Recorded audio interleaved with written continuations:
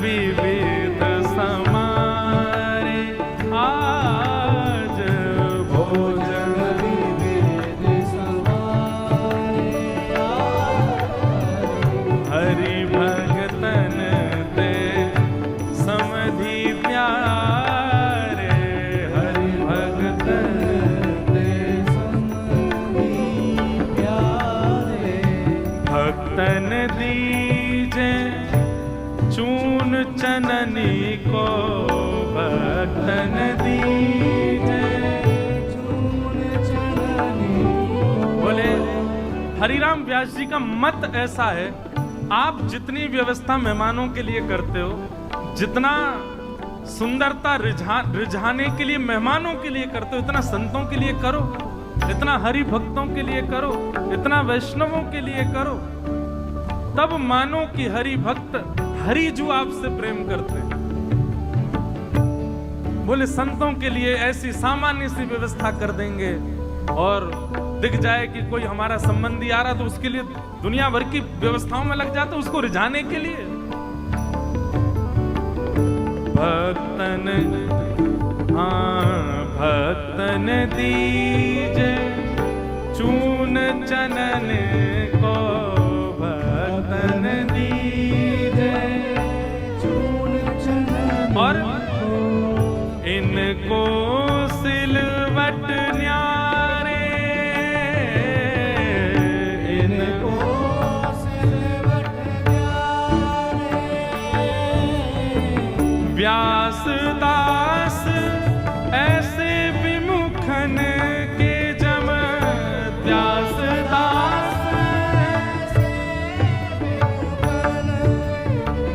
व्यास दास ऐसे विमुखन जम, व्यास दास ऐसे विमुखन जम। व्यास जी तो यूं कह रहे हैं कि भैया पाप करने वाले ही नरक में कढ़ाई में नहीं भूने जाते, ऐसे विमुख जन भी नरक के जमलोक की यातना भोगते हैं। संत महात्माओं को, वैष्णवों को तो कुछ नहीं पूछते, और अपने संसारी लोगों को रिझाने के लिए दुनिया भर की व्यवस्था करते हैं। व्यास दास ऐसे विमुखनी जम, व्यास दास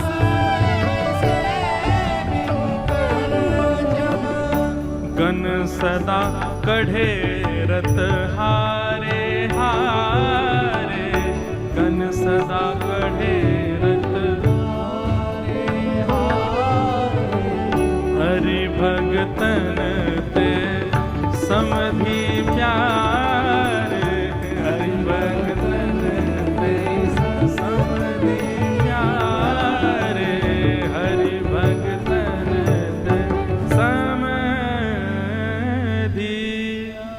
हरिराम व्यास जी का मत ऐसा है, आप जितनी व्यवस्था मेहमानों के लिए करते हो, जितना सुंदरता रिझाने के लिए मेहमानों के लिए करते हो, इतना संतों के लिए करो, इतना हरि भक्तों के लिए करो, इतना वैष्णवों के लिए करो, तब मानो कि हरि भक्त हरि जो आपसे प्रेम करते हैं। बोले संतों के लिए ऐसी सामान्य सी व्यवस्था कर देंगे, और दिख जाए कि कोई हमारा संबंधी आ रहा तो उसके लिए दुनिया भर की व्यवस्थाओं में लग जाते उसको रिझाने के लिए। भक्तन भक्तन दीजे चून चनन को, भक्तन दीजे चून चनन, और इनको सिलवट न्यारे, इनको सिलवट न्यारे, व्यास दास ऐसे विमुखन के जम, व्यास दास व्यास दास ऐसे विमुखन जम, व्यास दास ऐसे विमुखन जम। व्यास जी तो यूं कह रहे हैं कि भैया पाप करने वाले ही नरक में कढ़ाई में नहीं भूने जाते, ऐसे विमुख जन भी नरक के जमलोक की यातना भोगते हैं। संत महात्माओं को, वैष्णवों को तो कुछ नहीं पूछते और अपने संसारी लोगों को रिझाने के लिए दुनिया भर की व्यवस्था करते हैं। व्यास दास ऐसे विमुखनी जम, व्यास दास ऐसे विमुखनी जम, गन सदा कढ़े रत हारे हारे, गन सदा कढ़े रत हारे हारे, हरि भगतन ते समधि प्यारे, हरि भगतन ते समधि प्यारे, हरि भगतन ते समधि। फाइनली पंडित जी की प्रेडिक्शन सच हो गई, मुझे जॉब मिल ही गई। नया लैपटॉप, नया डेस्क, नया ऑफिस, सब मिल गया। व्यास जी महाराज कहने लगे, भैया इतनी व्यवस्था तुम उनके काजे कर रहे हो, जुगल किशोर जी को भजवे बारे इनके काजे, तुम्हारी कमर में दर्द है जाए, सिर में दर्द है जाए, आलस आ जाए, हरि विमुखन के लिए इतनी सेवा कर रहे हो। इतनी सेवा यदि हरि भक्तन की करी होती तो जमलोक से बच जाते। समधी जी आए, लेकिन व्यास जी माने नहीं, फिर भी आपने हरि भक्त बुला ही लिए, संत जन बुला लिए।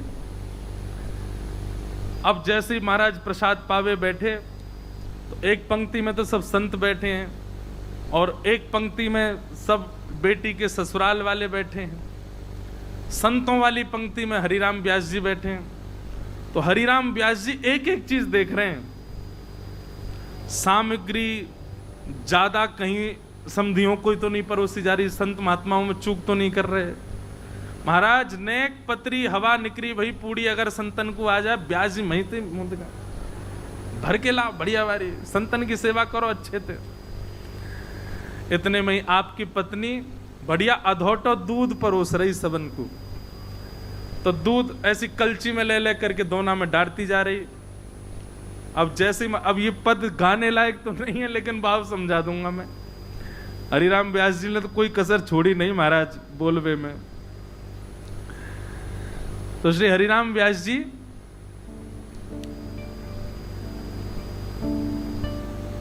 बैठे थे, देखते जा रहे थे, पत्नी बैठ करके जो है कलची से सबको बांट रही है दूध। और देते देते महाराज जैसे ही व्यास जी के पास आई तो सबको तो दूध देती आई, व्यास जी को जैसी परोसन लगी तो वाकई कलची में दूध के संग मलाई और आ गई। तो जैसे ही वाने परोसी सोई मलाई गिर गई वहां पे। तब व्यास जी पद गा रहे हैं, पद तो नहीं सुनाऊंगा मैं क्योंकि खूब खूब खड़े बोले हैं। बोले हम बे दूध में मलाई डाल डाल के खसम में मोटो कर दे हैं। संत महात्मा बेचारे दिन रात भजन करें, हरे कृष्ण हरे राम जपें, इनको नहीं दे रही है, मोह खवा रही है। कैसा कहां प्रेम करेगी या हाड मांसते हैं। तो इनके काजे दूध ले आई है, मुंह को मलाई खवा रही है। मलाई तेने जानबूझ के रोक के रखी थी, मोह खवावे। अरे पत्नी बोली वो गलती त्या गलती, ये गलती संतन के सामने क्यों ना भाई, तोते मुंह पे क्यों भाई। और घर वाले इतने परेशान, अरे भैया व्यास जी इनको बस नहीं चले तो घर वाले ने नकार के संतन नहीं घर में रख लें, उन्हीं की सेवा करें। ऐसे भगत संतन के श्री हरिराम व्यास। पत्नी बोली अब मैं कहां बताऊं, माने ही ना है, कछु भी समझ लें। इतनी पत्नी दौड़ करके गई और महाराज संतन ने बोली अभी जाइयो मत, कोई भी यहीं बैठो। और दौड़ करके गई, जाकर के माने दूध दे महाराज बढ़िया रबड़ी बनाई और खीर बनाई, कछु बना के लाई और सबन को बांट दियो। हरिराम व्यास जी के पास पहुंचते पहुंचते जो कढ़ाई एक ही खाली है गई, तो कलचा में कछु आयो ही नहीं। तो बोली व्यास जी क्षमा करो, आपके काज तो कछु बचो नहीं। हा दंडवत है गए पत्नी को। अरे भक्तानी तू कैसी, ते तो को जुग जुग जीवे, तो को बैकुंठ में जगह मिल जा, हरि तो को कंठ लगावेंगे। तेने संतन को पवायो, अपने परिवारी जनन के काज तेने नेको लोभ नहीं दिखायो। देखियो किशोरी जी तो को गोद में लेके बैठेंगी बैकुंठ में। संत महात्मा सब आनंद करे, जय हो व्यास जी, आपके संत निष्ठा पर बलिहारी। ऐसे श्री हरिराम व्यास जी। अनेक भाव हैं, अनेक लीलाएं हैं श्री हरिराम व्यास जी की, लेकिन एक लीला अति अद्भुत, जिसका उल्लेख श्री नाभाजी ने भी भक्तमाल में किया है। भक्तमाल के छप्पे के अंतिम भाव में श्री हरिराम व्यास जी कहते हैं, नौ गुण तोरे नूपुर गुहो, महत सभा मधिरास के। बंधुओं, बहुत ध्यान से सुनना। लीला ऐसी है, वृंदावन में केसी घाट से पहले जुगल घाट के बाद में चीर घाट पर बड़ा रास मंडल है। आज भी विद्यमान बड़ा रास मंडल। वहां बड़ा रास मंडल पर रास विहार हो रहा था। रास विहार मतलब छोटे छोटे बालकों को ही स्वरूप सरकार बना करके और रास लीला चल रही थी। और उस रास लीला में स्वामी श्री हरदास जी महाराज, श्री तरवंश महाप्रभु, बड़े बड़े आचार्य सब बैठ करके रास का दर्शन कर रहे थे। और श्री हरिराम व्यास जी भी उसी रास में बैठे थे। रास में बैठ करके रास का दर्शन कर रहे थे। तो हमारे वृंदावन में आज भी भावना ऐसी है कि स्वरूप सरकार जो हैं वो कोई स्वरूप ही नहीं है। मुकुट धारण करने के बाद साक्षात प्रियालाल जी हैं, साक्षात ठाकुर जी और किशोरी जी। आज भी ऐसी भावना।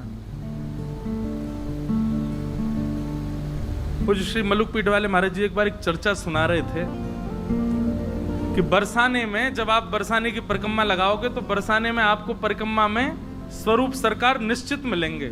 छोटे छोटे बालक मुकुट पहन करके बैठे होंगे, उनके आगे कुछ कपड़ा सा बिछा देते हैं, लोग बाग दक्षिणा चढ़ाते हैं, प्रणाम करते हैं। तो ऐसे ही बरसाने में एक कुंज में स्वरूप, दो बालक स्वरूप बना करके किशोरी जी और ठाकुर जी के बैठे थे। और बैठ करके वहां पे सब संत जन आकर के प्रणाम करें, लाडली जू प्रणाम, हे श्याम सुंदर प्रणाम। उनको उसी भाव से प्रणाम करते हैं सब। एक बाबा ने प्रणाम कियो और प्रणाम करते हुए बोले, जय जय, कृपा करो मुंह पे, अनुग्रह करो मुंह पे।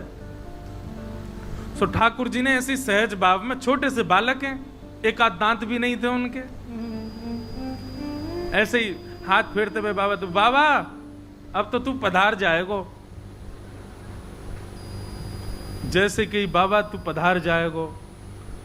स्वरूप सरकार के प्रति इतनी निष्ठा ब्रजवासियों की और ब्रज के लोगों की है कि वो सत्य ही मानते हैं कि ये जो कर, आप पंडित श्री गया प्रसाद जी महाराज, जिनका हम कल स्मरण कर रहे थे, आपका बिल्कुल भरोसा नहीं था स्वरूप सरकार में। आपको लगता था बालक ही नाच रहे हैं, बालकों को ही कृष्ण ठाकुर जी बना दिया है, उन्हें कोई राधा रानी बना दिया। अरे कोई सामान्य मानव ठाकुर जी बन सकता है? और ठीक है, अपने विलास के लिए लोग बाग ऊपर मंच पर स्वरूपों को घुमा रहे हैं, ये कोई वास्तविकता थोड़ी है। आपको संत जन जाके कहते थे, बोले बाबा महाराज ये ऐसी बात नहीं है, आप स्वरूप सरकार को एक बार निष्ठा भर के देखो तो सही। बाबा बोले ठीक है।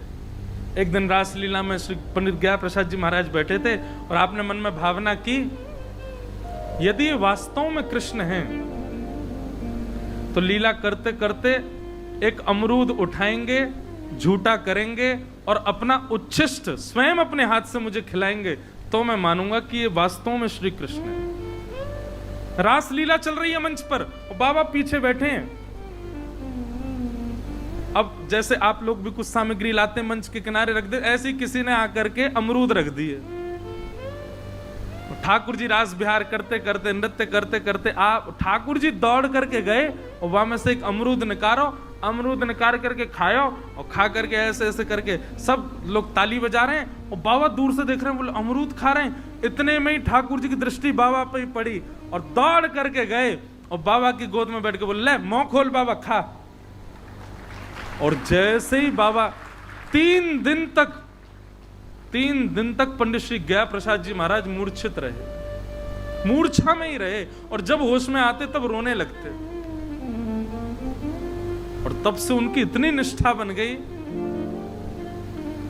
पंडित श्री राम स्वरूप शर्मा जी महाराज जी वो इतने बड़ी आयु के हो गए, लेकिन बाबा तब भी जो बाल्यकाल में जिनको कृष्ण रूप में देख लिया था, एक बार बाबा ने हमारे वृंदावन के प्रसिद्ध रासाचार्य पंडित श्री राम स्वरूप शर्मा जी, अब तो भगवत धाम में विराज रहे हैं, आप श्री जब अपनी आयु में आ गए, अब कृष्ण नहीं बनते हैं, अब आप व्यास बनकर के मंडली चलाते थे, उस रूप में भी जब बाबा को पता चलती कि पंडित श्री राम स्वरूप शर्मा जी आ रहे हैं, अपने आसन से खड़े हो जाते, बोले ठाकुर जी आ गए, ठाकुर जी आ गए, हमारे यहाँ ठाकुर जी आ गए। बाबा को कितने लोग कहते बाबा आप बीमार रह गए, औषधि ले लो, ये ले लो, मना कर देते, कोई ब्रह्मा भी आ जाए तो नहीं खवा सकता, सब लोग जाते और स्वामी राम स्वरूप जी से कहते, बोले आप कह दोगे तो बाबा पालेंगे। तो स्वामी राम स्वरूप जी आते तो बाबा कहते ठाकुर जी आओ विराजो, तो आप कहते बोले बाबा आपको स्वास्थ्य ठीक नहीं है ना, एक औषधि ले लो, बोले हाँ कहाँ है औषधि, लाओ दो पालूंगा। मतलब इतनी निष्ठा स्वरूप के प्रति कैसे हो सकती है? एक बार जिसको मुकुट में देख लिया वो मानव है, ये भावना ही नहीं है श्री पंडित गया प्रसाद जी महाराज की। हम लोगों को तो गोविंद देव जी में भी दोष दिख जाए मानवों की तो क्या कहें, हमको तो ये लग जाएगी आज पीताम्बरी बढ़िया सी ना पहनी, आज ये नहीं हुई बढ़िया, हमको वहां भी दोष दिख जाएगा, मानवों में कहां गुण देखेंगे। तो मैं बता रहा था कि स्वरूप सरकार ने बाबा से यूं कह दी, बाबा तू तो अब पधार जाएगो। बाबा तो रोने लगे, जय जय आपने ऐसे क्यों कह दी, मैं पधार जाऊंगा, मैं पधार। अब इतने परेशान हो गए वो बाबा, स्वरूप सरकार झूला से उतर करके जान लगे बाबा पीछे पीछे जाए, एक बार यूं कह दो तू नाय मरेगो, तू नाय कछु होगो, हे स्वरूप सरकार। अब वहां दो चार लोग तो कहे, ए बाबा तू काहे को पीछे, नेक बालक है, ऐसे ही कह दी उनने, कोई वो बात थोड़ी है कि तू पधार ही जाएगो। नहीं नहीं नहीं नहीं नहीं, ये स्वरूप सर, इनसे कह दो कि ये मुझे कह दें कि मैं मरूंगा नहीं। तो नेक्स्ट से बालक स्वरूप सरकार चिढ़ गए बड़े, और चिढ़ करके बोले जा ना मरेगो, तू ना मरेगो। जब ये कह दी तो ठीक है स्वरूप सरकार ठीक है। पूज्य श्री वल्लभ वाले महाराज जी सुना रहे थे, बालक ने अपना मुकुट आदि श्रृंगार आदि सब उतार दिया। 2-4 दिन के बाद घर में कोई विवाह था और उस विवाह में सम्मिलित होने के लिए पूरा परिवार वृंदावन गया। अब टेम्पू से गए कि जन बस से गए, कोई साधन से गए, और बीच मार्ग में एक एक्सीडेंट हुआ और उसमें वही बालक जो स्वरूप बने थे वो भगवत धाम चले गए। और जब ये खबर पूरे बरसाने में आई तो बाबा इतने रोए इतने रोए इतने रोए, और कहा बोले मोते कह के गए कि तू पधार जाएगो, मैं पीछे पड़ो रहे हो कि बाबा ना ठाकुर जी कह दो मैं नहीं पधारूंगा। सो चिढ़ करके बोले ना पधारेगो तू, मेरी मृत्यु अपने ऊपर ले गए, मेरी मृत्यु को अपने ऊपर लेके चले गए। इतनी निष्ठा हमारे वृंदावन में स्वरूप सरकार के प्रति। आज जन्माष्टमी कई लोग अपने अपने बालकों को कृष्ण बना के लाए। आप ठाकुर जी का रूप धारण तो करा देते हैं, पर उनके प्रति उतनी देर निष्ठा भी वैसी ही रखो कि ये ठाकुर जी ही हैं।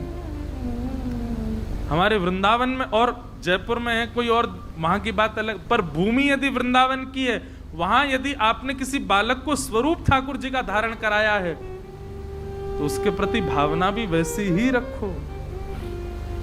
श्री हरिराम व्यास जी का चरित्र है। बड़ा रास मंडल पर रास बिहार चल रहा था और 2 बालक किशोरी जी और ठाकुर जी का रूप धारण करके रास बिहार कर रहे थे,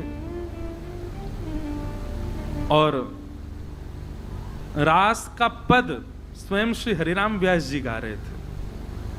बहुत सुंदर पद श्री हरिराम व्यास जी का। क्या कह रहे हैं? पिय को नचन पिय को नाचन सिखावत प्यारी, पिय को नाच सिखावत प्यारी, पिय को नचन सिखावत प्यारी,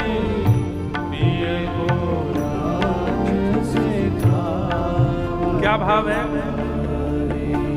ठाकुर जी को नृत्य करना सिखा रही हैं किशोरी जी रास में। पिया को नाच सिखावत प्यारी, पिया को नाच सिखावत प्यारी। गाओ। नाच सिखावत प्यारी, ये वो नाच सिखावत प्यारी। वृंदावन में रास रचो है, वृंदावन में रास रचो है, वृंदावन में रास रचो है, वृंदावन में रास रचो है। शरद चंद उजियारी, हाँ शरद चंद ओ पिय को नाच सिखावत प्यारी, पिय को नाच सिखावत प्यारी। ये को नाच सिखावत प्यारी, ये को नाच सिखावत ताल मृदंग उपंग बजावत, ताल मृदंग उपंग बजावत, ताल मृदंग उपंग बजावत, ताल मृदंग उपंग बजावत। प्रफुल्लित हुए सखी सारी, हाँ प्रफुल्लित हुए सखी सारी, हे वीणा वेणु ध्वनि नूपर थम, वीणा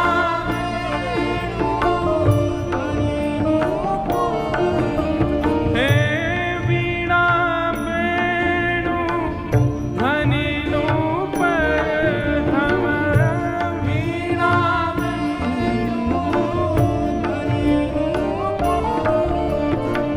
खग मृग दशा विषारी, हाँ खग मृग। मानवों की तो क्या कहें, ऐसे रास को देख करके खग मृग भी अपनी दशा भूल गए। व्यास जी वर्णन कर रहे हैं। मान गुमान लकुट लिए थाड़ी, मान गुमान लकुट ले ठाड़ी, मान गुमान लकुट लिए थाड़ी। गुमान लकुट लिए ठाड़ी। क्या भाव, क्या वर्णन है कि ठाकुर जी को सिखा रही हैं किशोरी जी नृत्य करना। ठाकुर जी नाच नहीं रहे जैसे श्री जी चाह रही हैं, तो लाल जी को मान गुमान लकुट थाड़ी पिए सामने खड़ी है गई है, लकुट लेकर के पटका ले लियो है। बोले पहले जैसो सिखाया वैसे नाच के दिखाओ। डरपत कुंज बिहारी, हाँ डरपत कुंज बिहारी, ओ डरपत कुंज बिहारी, हाँ डरपत कुंज बिहारी। अब एक और भावना, किशोरी जी जैसो सिखामे, ठाकुर जी अगर वैसो नाच ले में, तो सब सखियन को चिंता हुए नाच कैसे गए। अब ऐसा कुछ बताओ कि नाच नहीं पाए, तो इतनी द्रुत गति से नाचे किशोरी जी बोले अब ऐसे नाच के दिखाओ। ठाकुर जी बोले अब ये कैसे नाचूं? लकुटी दिखा मैं नाचो नहीं तो बताऊं अभी। डरपत कुंज बिहारी, हाँ डरपत कुंज बिहारी, हे व्यास स्वामिनी की छवि निर्खत, व्यास स्वामिनी की छवि निर्खत, हे व्यास स्वामिनी की छवि निर्खत, व्यास स्वामिनी की छवि निर्खत, हंस हंस दे करतारी, हंस हंस ओ हंस हंस दे करतारी, हंस हंस दे करतारी, पिय को नाच सिखावत प्यारे, पिय को नाच सिखावत प्यारे, हाँ पिय को नाच सिखावत प्यारे, पिय को नाच सिखावत प्यारे। मान गुमान लकुट लिए थाड़ी, मान गुमान लकुट लिए ठाड़ी, डरपत कुंज बिहारी, डरपत पिय को नाच सिखावत, नाच सिखावत, पिय को नाच सिखावत,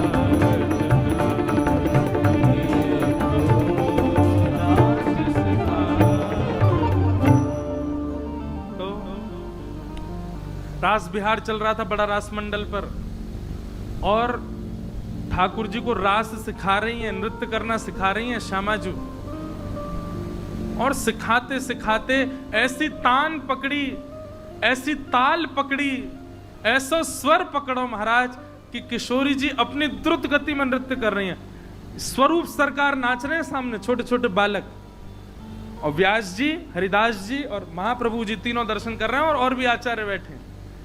और तभी नृत्य करते करते करते करते जैसे ही ताल पकड़ी, द्रुत गति में किशोरी जी ने नृत्य करना प्रारंभ किया, सब लोग भाव निमग्न है करके दर्शन कर रहे हैं, जय जयकार कर रहे हैं, स्वामिनी जी की जय हो, किशोरी जी की जय हो, बरसाने वारी की जय हो, वृषभानु दुलारी की जय हो। तभी क्या हुआ, किशोरी जी के पैर का नूपुर, उसका धागा टूट गया, और वो धागा टूटते ही नूपुर के जो छोटे छोटे अंदर झनकार करने वाली जो घुंघरू थे वो निकलने लगे। वो सब उसमें से जैसे ही बाहर निकलने लगे, व्यास जी की दृष्टि पड़ गई उस पर, और व्यास जी ने जैसे ही देखा कि किशोरी जी का नूपुर टूट गया, अब क्या करें। किशोरी जी अपनी द्रुत गति में नाच ही रही हैं। अभी दो भावना प्रकट हुई व्यास जी को, एक तो अभी नृत्य करेंगी, एक ही पैर से आवाज आवेगी तो ताल भंग हो जाएगी, और दूसरी बात जो ये नूपुर बिखर गए हैं इन पर किशोरी जी के पांव पड़ेंगे तो फिर चरणन में श्रम है जाएगा। अब थोड़ी ही देर में, नेक ही क्षण में तुरंत व्यास जी भी कूद पड़े रास बिहार में, और तुरंत अपनो जनेऊ पकड़ करके तोड़ा, और जनेऊ तोड़ करके जितने भी नीचे नूपुर बिखर गए थे सबको उनमें पिरो रहे, और ऐसे नहीं एक जगह खड़े होकर के, जिस गति में किशोरी जी घूम रही हैं उस गति में अपने घुटने पर व्यास जी भी घूम रहे हैं, और महाराज एक एक सूत में पिरो करके घुंघरू, और नृत्य करते करते किशोरी जी के चरणन में पहरा करके मानो रास के भंग को होवे से बचाया। बोलो व्यास जी महाराज के। इस भाव को श्री नाभा गोस्वामी जी ने भक्तमाल में वर्णन किया। रुकी नहीं है किशोरी जी, स्वरूप सरकार नृत्य करते जा रहे, उनमें भी किशोरी जी का आवेश आ गया। और व्यास जी ने तुरंत महाराज विशाखा का रूप धारण कर लिया हो माने। और आपको एक बात बता दें, बहुत सामान्य बात लगी होगी, पर एक ब्राह्मण का जनेऊ टूट जाना शास्त्रों में इसकी कितनी बड़ी पाप की योजना बताई है, क्या बताएं। अगर कोई ब्राह्मण द्विज है जो जनेऊ धारण करता है और उसका जनेऊ यदि टूट जाए तो ऐसा शास्त्र आज्ञा करते हैं उसको जहां जनेऊ टूटा वहीं तो खड़ा हो जाए, ना तो चले और ना बोले, वहीं खड़ा रहे।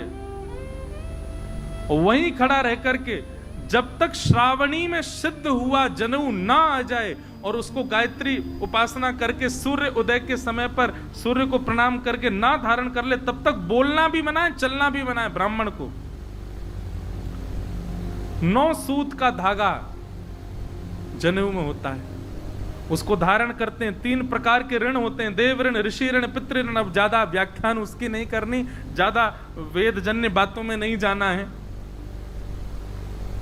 पर जनेऊ का टूट जाना एक ब्राह्मण के लिए अति अति चिंतनीय बात होती है। पर एक तो होता है टूट गया और एक होता है तोड़ा गया। तोड़े गए जनेऊ के लिए तो गौ हत्या सम पाप लगता है। अगर कोई तोड़ दे अपने हाथ से पकड़ करके तो बहुत पापजन्य होता है ब्राह्मण के लिए।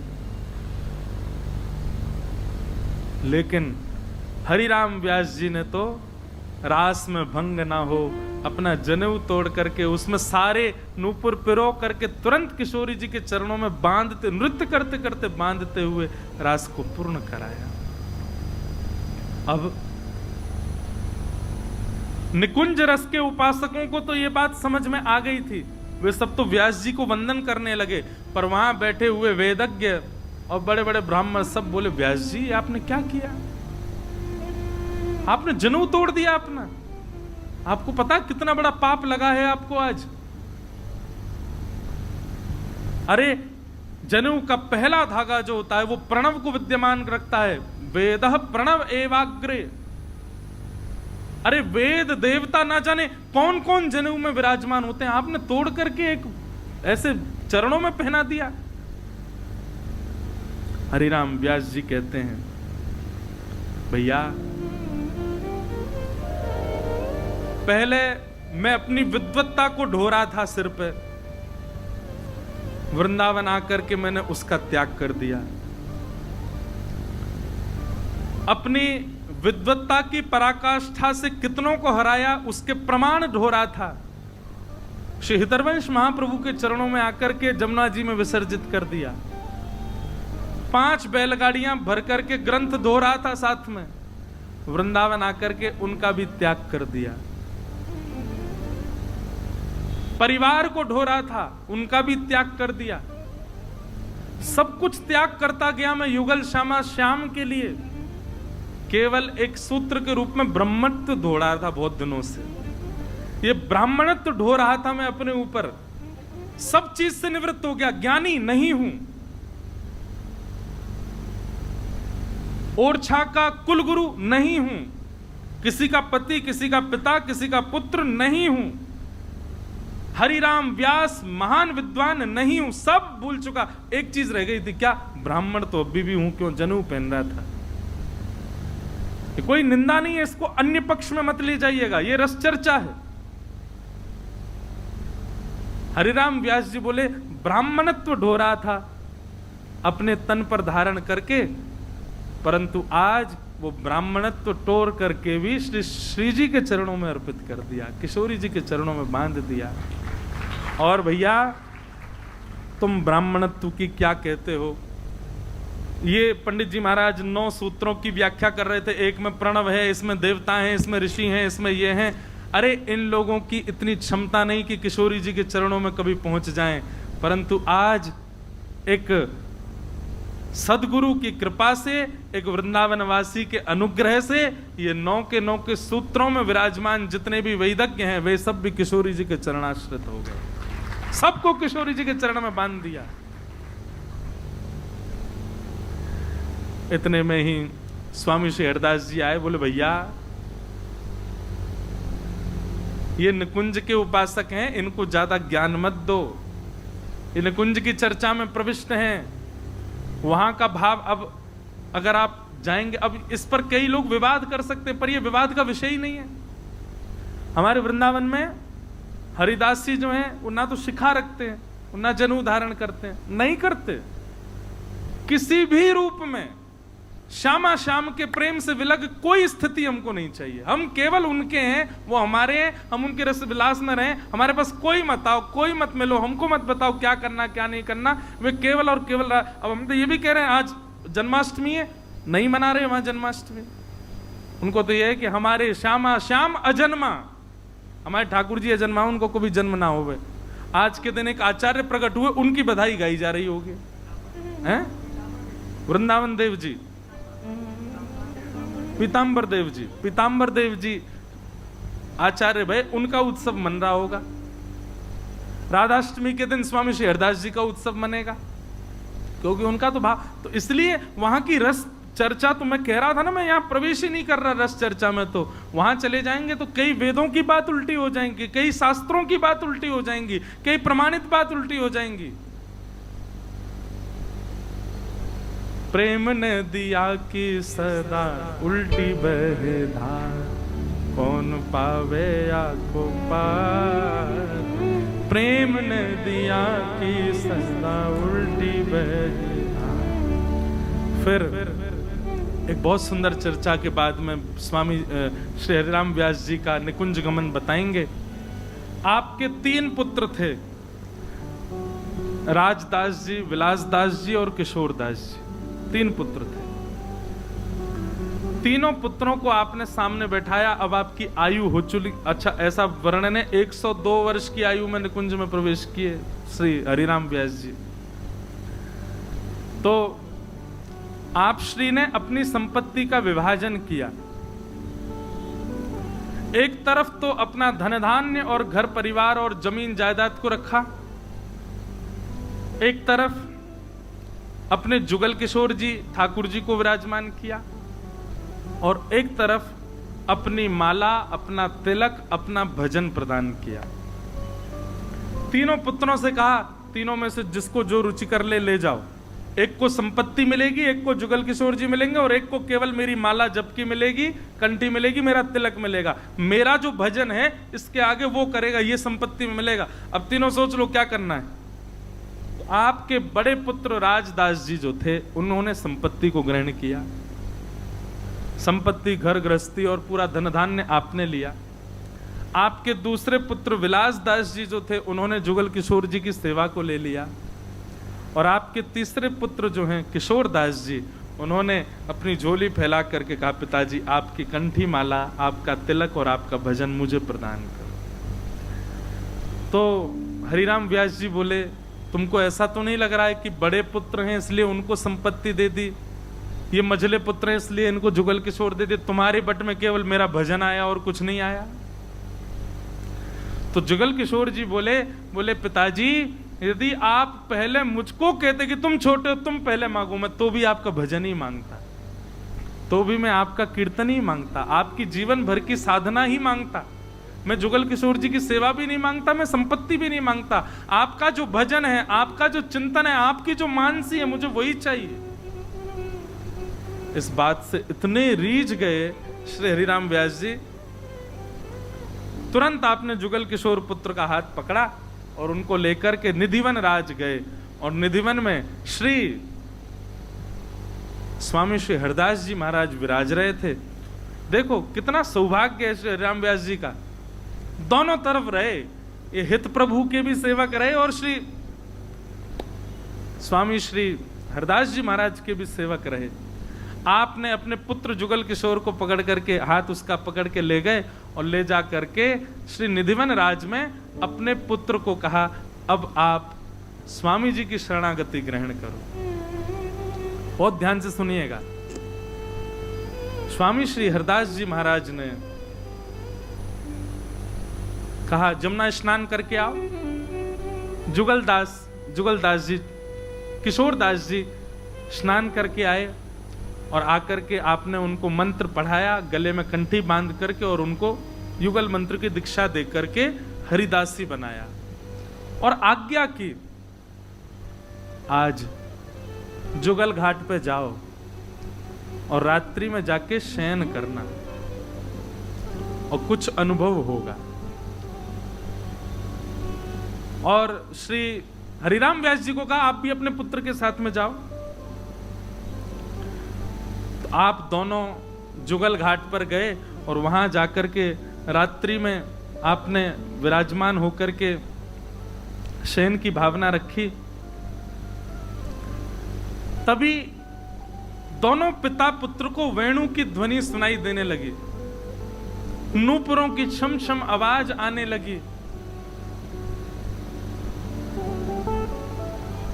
हरिराम व्यास जी बोले बेटा तुझे सुनाई दे रही है, वेणु की मधुर ध्वनि सुनाई दे रही है, सुंदर छम छम आवाज आ रही है नूपुरों की। बोले जी पिताजी मैं सुन सकता हूं, सुन पा रहा हूं।